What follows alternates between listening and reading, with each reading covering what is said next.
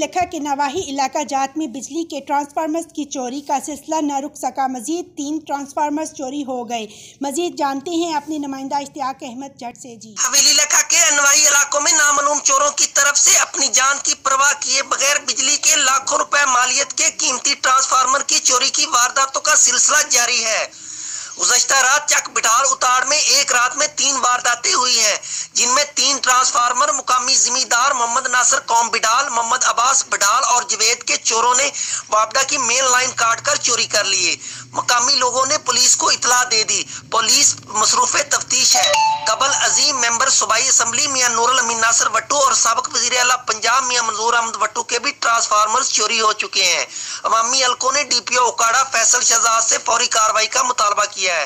اشتیاق Ahmed Jutt, district reporter, QBN news Okara. میرا نام جی محمد اسحاق ہے تے ساڈے پنڈ دے 2 ٹرانسفارمر جڑے نو رات نو چوری ہوئے نو تے اس تو پہلے بھی کافی اپنے علاقے چ چوری ہو چکے ہیں ٹرانسفارمر، تے اسی چاہنے ہیں بھی پولیس اندے کوئی آدھے ذاتی طور سورسز استعمال کرے تے انہاں نو لب تے